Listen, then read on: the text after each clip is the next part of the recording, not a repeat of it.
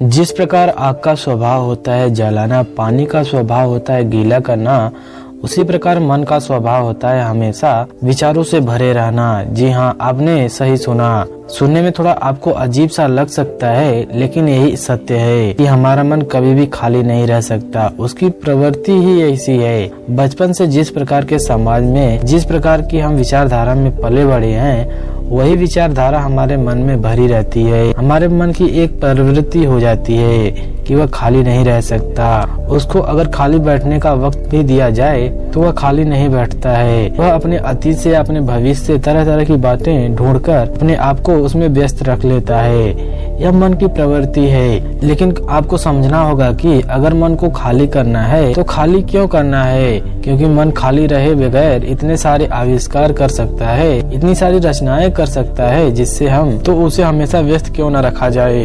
मन को खाली करना क्यों जरूरी है, कभी आपने सोचा है? लेकिन यही तो मजे की बात है। जब तक आप अपने मन को खाली रखना नहीं देख पाओगे, जब तक आपका मन दूसरी चीजों में इधर उधर भटकता रहेगा, तब तक आप लंबे समय तक एक ही काम पर अपना ध्यान केंद्रित नहीं कर पाओगे। यह बड़ी ही अचंभित बात है।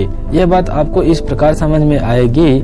जरा सोचिए कि एक कॉपी में पहले से ही बहुत कुछ लिखा हुआ है और वहाँ पर नया लिखने के लिए कोई भी जगह नहीं बची हुई है। तो जरा आप सोचिए कि आप उस पर कैसे लिख पाएंगे। पहले आपको जो उस स्लेट पर लिखा गया है उसको मिटाकर खत्म करना होगा, उसी के बाद आप उस पर कोई नई चीजें लिख सकते हो। उसी प्रकार अगर हम मन को स्वतंत्र करना चाहते हैं, आजाद करना चाहते हैं और हम चाहते हैं कि हमारा जो चित्त है, हमारी जो संवेदना है, उन्हें हर तरह का जोश और उत्साह जगा रहे, इसीलिए किसी भी काम को, एक ही काम को लंबे समय तक करने के लिए एक ही विधि है और वह है आप अपने मन को खाली कर दो, उसको छोड़ दो, उसको स्वतंत्र कर दो, उसको अपने उड़ान भरने दो, उसको उड़ने दो जितना उड़ रहा है। देखो फिर वह रचनाओं का एक नया सागर लेकर तुम्हारे पास आएगा।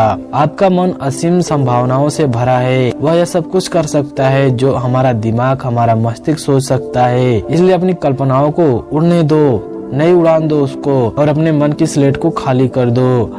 आज की जो मैं आपको बौद्ध कहानी सुनाने वाला हूँ, उसे सुनने के बाद आपको कुछ ऐसे तरीके पता चलेंगे जिससे आप अपने अंदर की स्लेट को, अपने मन की स्लेट को बिल्कुल साफ रख पाओगे और उसके बाद आप हर चीज को, हर वस्तु को प्राप्त कर पाओगे और उसके बाद आप हर चीज का, हर वस्तु का दर्शन अपने मन से कर सकोगे, पूरे भाव से कर पाओगे। इससे पहले कि आप लोग हमारी कहानी में खो जाएं, आप लोगों से एक ही रिक्वेस्ट है कि आप हमारे चैनल को जरूर सब्सक्राइब कीजिए। मगध राज में एक बहुत ही अच्छा राजकुमार राज किया करता था। अभी उसका राज तिलक हुए कुछ ही दिन हुए थे और सत्ता उसके हाथों में आई थी। उसके पिता यानी कि पुराने राजा उसके अंदर बहुत सारी संभावनाएं देखते थे। उन्हें उसके उदार हृदय के बारे में संपूर्ण रूप से पता था, इसीलिए उन्हें लगता था कि राजपाट सब इसके हाथों में जाएगा तो वह अपनी प्रजा की अच्छे से देखभाल कर पाएगा। लेकिन अभी युवराज को सत्ता में आए हुए कुछ ही महीने बीते थे, लेकिन व्यापार दिन ब दिन घटता चला जा रहा था। राजशाही खजाने धीरे धीरे हाथ से खाली होते चले जा रहे थे और इसका खत्म होने का सबसे बड़ा कारण था युवराज के नए नए व्यापार करने के तरीके। वो ऐसी ऐसी जगह पर अपना राशि खजाना खर्च करता था जहाँ पर कम समय में ही ज्यादा लाभ पाने की संभावना हो, और इसी प्रकार उसने अपना बहुत सारा खजाना बहुत सारी जगहों पर लगा दिया था। लेकिन कम समय में ज्यादा धन कमाने के चक्कर में उसने अपना सारा राजशाही खजाना ही खत्म कर दिया। अब उसके पास अपनी प्रजा पर शासन करने के लिए, अपनी व्यवस्थाओं को बचाए रखने के लिए उसके पास धन नहीं बचा था। पूरा राजशाही खजाना खाली हो चुका था। यह बात जब युवराज के पिता को पता चली तो उनको अंदर ही अंदर बहुत दुख हुआ। उन्होंने कभी ऐसा सोचा नहीं था कि उनका होनहार पुत्र इतना बड़ा घाटा करवा सकता है। अब उसके पास अपनी प्रजा को जवाब देने के लिए कुछ भी नहीं था और रात दिन वह इसी चिंता में डूबा रहता था कि हमारा राजपाट दोबारा से कैसे सुव्यवस्थित हो। एक दिन युवराज को उन्होंने अपने पास बुलाया और उससे कहा कि तुमने जल्दी धन कमाने के चक्कर में पूरा राजशाही खजाना ही खाली कर दिया। तुमने आखिर मुझसे एक बार भी क्यों नहीं पूछा कि कैसे लाभ कमाते हैं। मुझे यह दुख नहीं है कि मेरा राजशाही खजाना खाली हो गया, मुझे दुख यह है कि मेरा बेटा नाकामयाब कैसे रहा। तुम बताओ, तुम्हारे सारे व्यापार चौपट क्यों हो गए, राजशाही खजाना खाली क्यों हो गया। यह सुनकर युवराज ने मुरझाए हुए चेहरे से कहा, मेरा मन बहुत ही चंचल था, मैं अपने मन को पहचान ही नहीं पाया। वो मुझे ऐसी ऐसी दशाओं में भटकाता रहा जहाँ से जल्दी लाभ पाने के अवसर देते थे। लेकिन मेरी समझदारी ही मेरे लिए सबसे बड़ी बेवकूफी बन गई। नए नए व्यापार करने के तरीकों से मैं अपने अंदर ही अंदर कितना भर गया था कि मुझे समझ में नहीं आ रहा था कि मुझे किस व्यापार में अपना धन लगाना चाहिए और किस में नहीं लगाना चाहिए। कृपया करके मेरा मार्गदर्शन कीजिए ताकि मैं अपनी व्यवस्थाओं को, अपनी की हुई गलतियों को फिर से सुधार सकूं, फिर से एक नया राज्य सुव्यवस्थित कर सकूं। यह सुनकर उसके पिता ने कहा कि बेटा, मैं जवानी में एक बौद्ध भिक्षु के पास जाया करता था, जो मुझे जीने के लिए बहुत से अच्छे अच्छे मार्ग दिखाता था, अच्छी अच्छी सलाह देता था, जिसके चलते मैंने इतने साल जिम्मेदारी पूर्वक अपना राज्य संभाल कर रखा था। अब वक्त तुम्हारा है, तुम भी उस व्यक्ति के पास जाओ। उसकी उम्र तकरीबन 250 साल तक पुरानी हो चुकी है और वह हर किसी से नहीं मिलता। तुम जाकर उनसे मिलो, उनसे कुछ ज्ञान लो ताकि तुम अपने जीवन काल में अच्छा शासन कर पाओ। ये सुनकर उसने अपने पिता से पूछा कि पिताश्री, आपने यह बात मुझे पहले क्यों नहीं बताई? यह सुनकर उसके पिता ने कहा कि बेटा, बात उसी वक्त बताई जाती है जब बात बताने का वक्त आता है। आज तुमने अपने जीवन में गलती की है, इसलिए तुम अपनी गलती से सीखकर कुछ अच्छा कर सकते हो। कल तक तुमने कोई गलती ही नहीं की थी तो तुम्हें बताने का कोई प्रयोजन ही नहीं बनता था। और तुम्हें वहाँ पर पहाड़ की ऊंची चोटी पर वह बौद्ध भिक्षु मिलेगा, वहाँ पर जाकर तुम उनसे ज्ञान ग्रहण करके आओ। यह सुनकर अपने पिताजी से वह आज्ञा लेकर युवराज ने 6 महीनों के लिए अपने पिताजी को ही राज्य का भार सौंप दिया। राज्य का भार सौंपकर वह पहाड़ों में उससे ज्ञान लेने के लिए पहुंच जाता है। जब युवराज बहुत दिनों की यात्रा करके उस बौद्ध भिक्षु के पास उस चोटी पर पहुंचता है तो उस वक्त भिक्षु के सामने एक घड़ा टंगा हुआ था, जिसके नीचे एक छेद था। पानी उस छेद के नीचे से लगातार गिर रहा था और ऊपर से एक नल के माध्यम से लगातार पानी उस घड़े में गिर रहा था, जिससे न तो वह घड़ा खाली हो पा रहा था और न ही वह भर पा रहा था।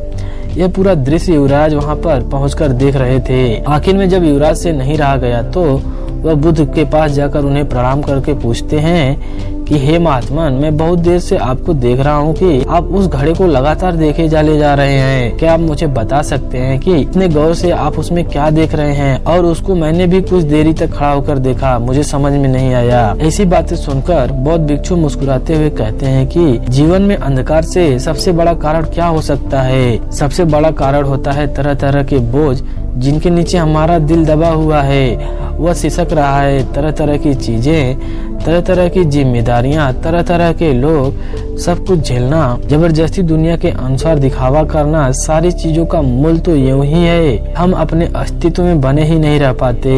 हमारा मन इधर उधर व्यर्थ की चीजों को पकड़ने में लगा रहता है। उसके बोझ के नीचे अब वह दब चुका है और उसके अंदर रोशनी का प्रकाश जीने के लिए कोई जगह ही नहीं बची है। इसीलिए मन के दुखों को और मन की चंचलता को दूर करने का मात्र एक ही उपाय है कि अपने मन को खाली कर दो। यह सुनकर युवराज ने उत्सुकता से पूछा कि हे महात्मा, तो हमने भी सुना है कि मन को खाली करने से एक अभूतपूर्व आनंद की प्राप्ति होती है, लेकिन मन को खाली कर पाना कोई मजाक थोड़ी ना है। आप लोग इतनी तपस्या करते हो, इतनी साधनाएं करते हो, तो शायद आप अपने मन को खाली कर रख पाते हो, लेकिन जो इंसान घर गृहस्थी वाला है वो अपने मन को किस प्रकार खाली रख पाएगा, क्योंकि उसको जिम्मेदारियों का निर्वाह करना होता है। उसे तरह तरह की बातें याद रखनी पड़ती है, जिसकी वजह से वह समाज में रह पाता है, अपने बीवी बच्चों को आप पेट पाल पाता है।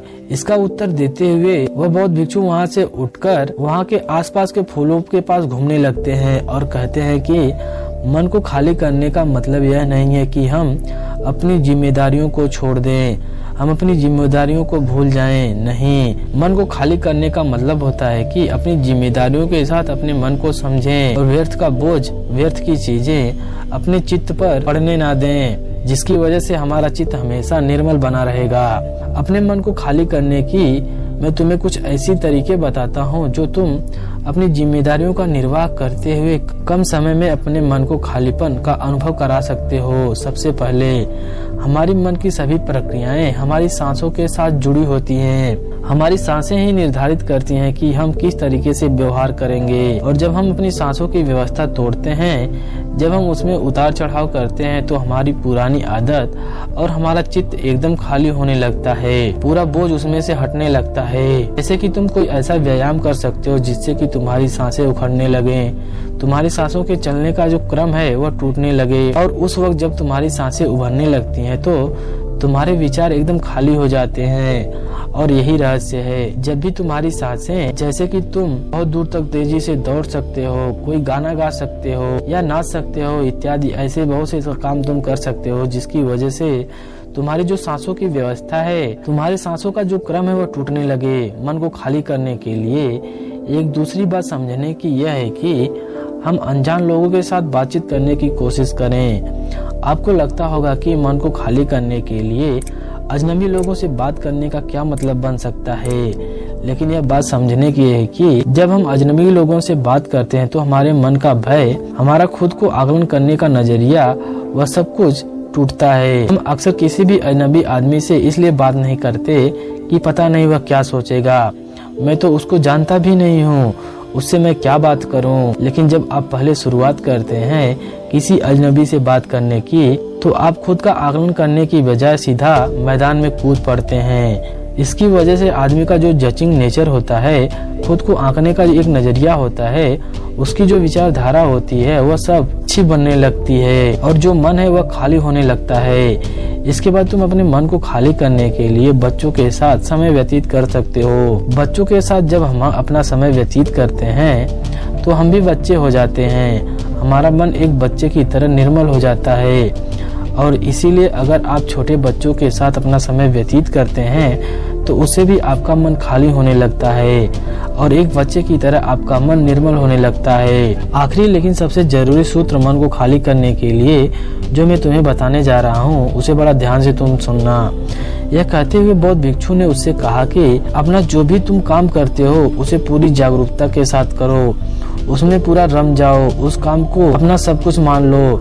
इधर उधर से अपने सारे कामकाज को छोड़कर अपने विचार को एक ही जगह केंद्रित करके संगठित करके सिर्फ यह सोचो कि सिर्फ यह काम है जो मुझे इस पल में करना है।